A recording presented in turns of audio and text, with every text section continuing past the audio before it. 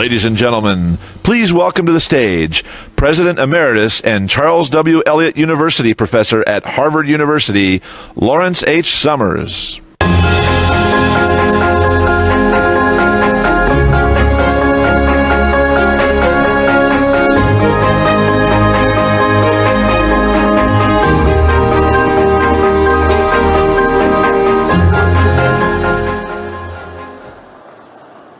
This is the place to ask a very important question. And it's the question that should preoccupy all of us as we set our course. When historians look back at our time 200 years from now, what will they say was important? I don't think their main answer will be the end of the Cold War. I don't think their main answer will even be the important political struggles that are defining the Middle East. As consequential as it may seem, I don't think they will be focusing on who was chosen as the head of state in the United States or what Britain decided to do with its alliance with Europe. Instead, I believe that there are two things that history will remark on when it looks back on our time. First, history will look back on the emergence of emerging markets. They will look towards a grand convergence between what we used to call developing countries and what we used to call the industrial world. Ponder this. Historians have studied standards of living as best you can estimate them in the Athens of Pericles and in London in 1800.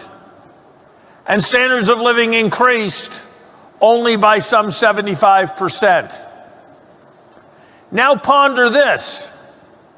In large parts of Asia, since 1979, led by China, standards of living have doubled in a decade, and then doubled in a decade, and then doubled in a decade, and are still growing at almost that rate.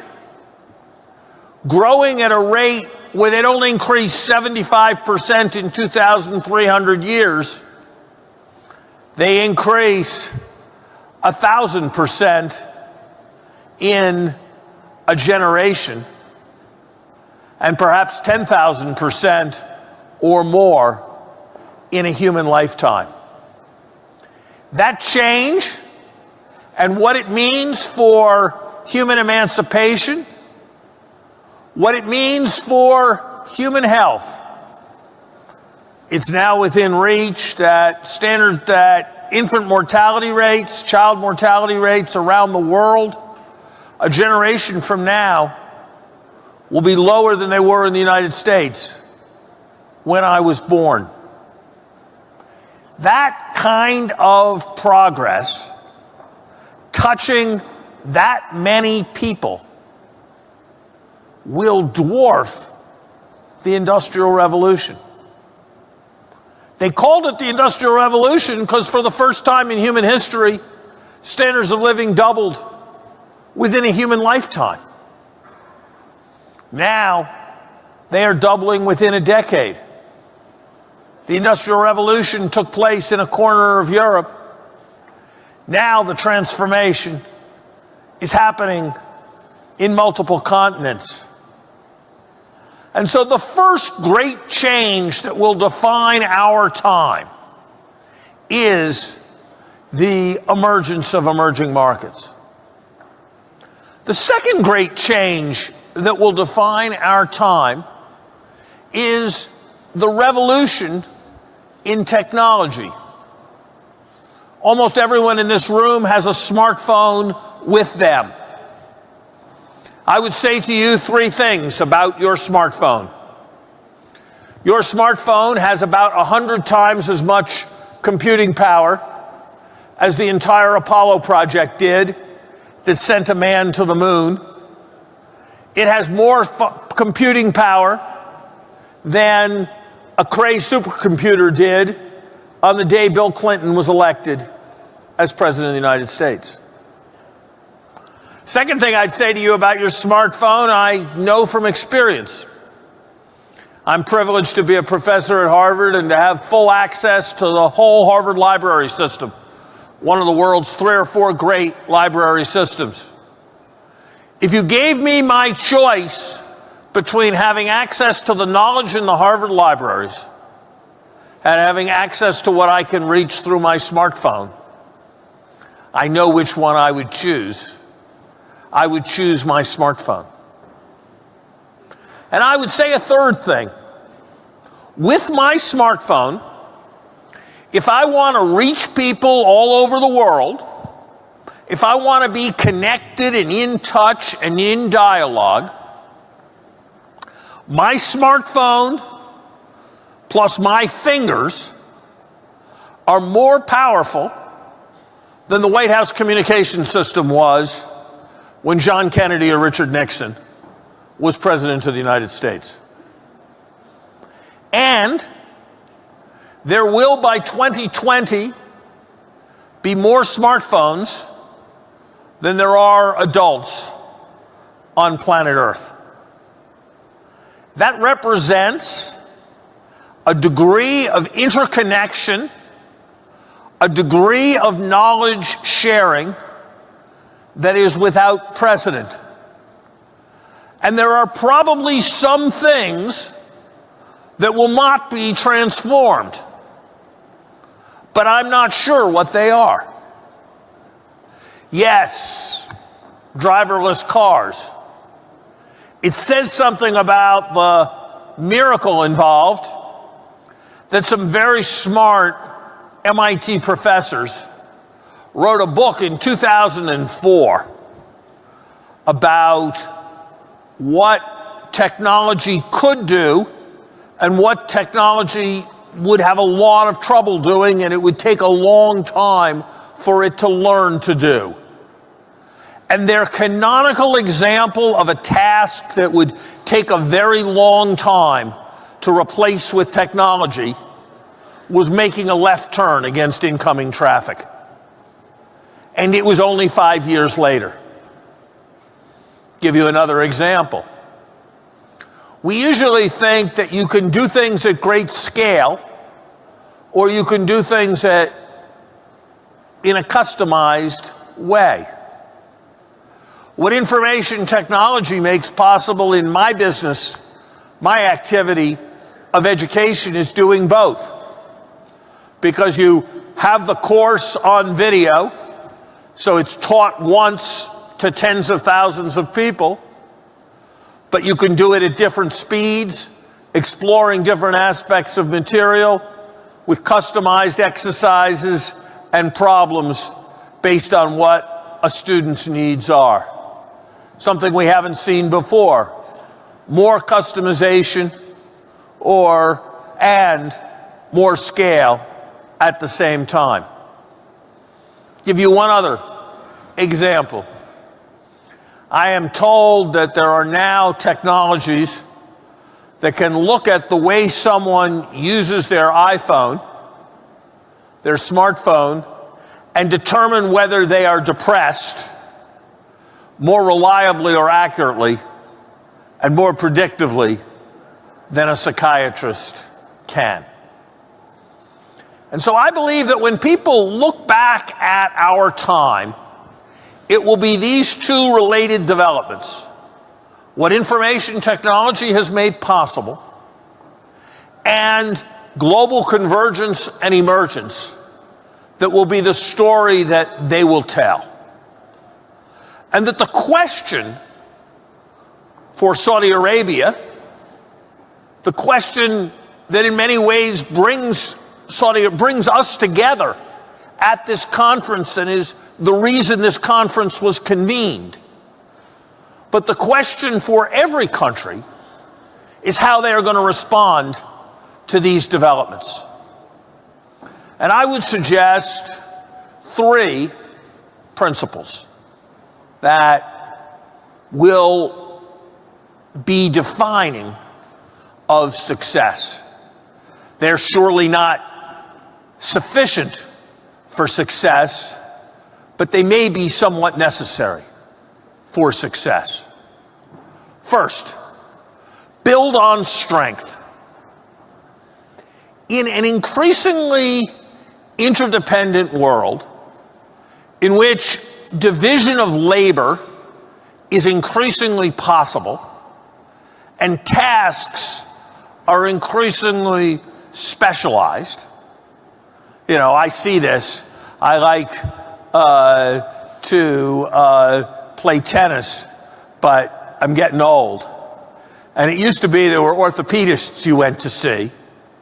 Now there are wrist doctors who wouldn't dream of advising you on your elbow doctors who wouldn't dream of advising you on your shoulder, and so forth. In a world of increasing division of labor, success for each of us as individuals, success for regions within countries, and success for countries within the global economy is going to come not from compensating for weakness, but building on strength.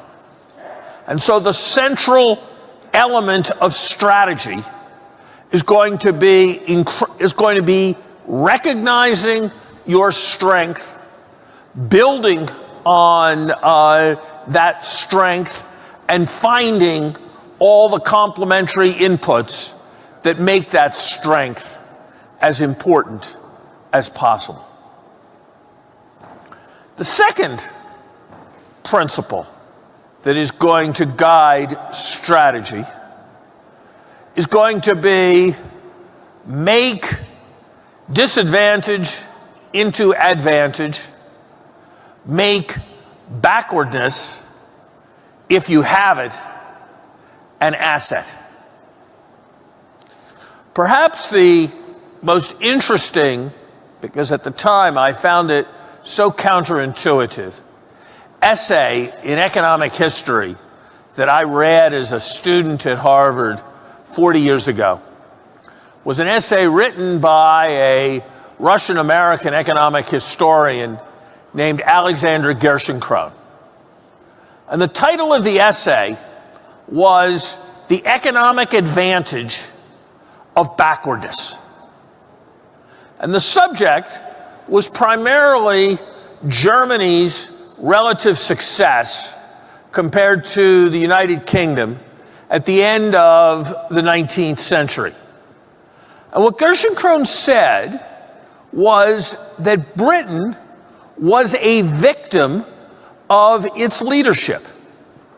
That when new technologies like electricity came along, Britain's factories were ill-adapted.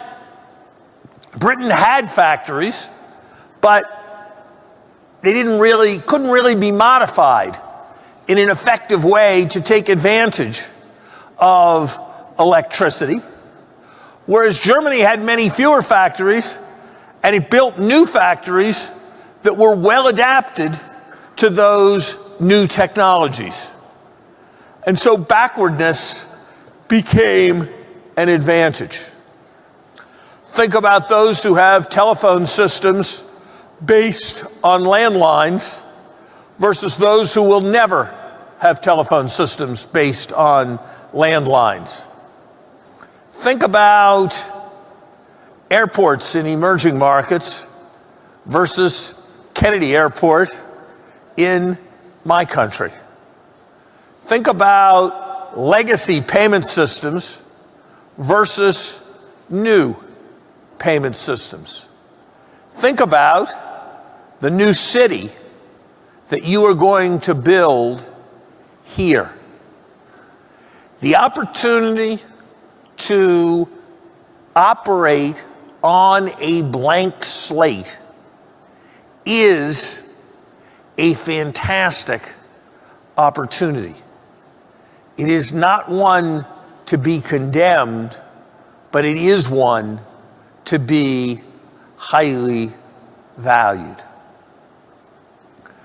Build on strength while taking advantage of the opportunities created by lagging, these are ways to emerge through the embrace of technology. And I would suggest a third and final principle, and that is the centrality of inclusion to success. I promise you, half of all the IQ in the world is possessed by women. I promise you that societies will not succeed. Societies will not succeed if they are directed from the top down, if the opportunities all flow to a privileged elite that then invests only in their children, embraces the idea of meritocracy, says that their children are the most meritorious because they were the most heavily invested in, and then passes all the positions of privilege to their children. That is not a viable strategy for a successful society. Nor, I would suggest to you, to take another fashionable idea, is the idea that the elite can work hard and in a fulfilling way and can create enough technology to do all the work, and they can simply create some kind of universal benefit and pay everyone else off. That is also not a viable strategy. The societies that succeed will be the societies that identify opportunity for as many as possible and find ways to develop them for that opportunity.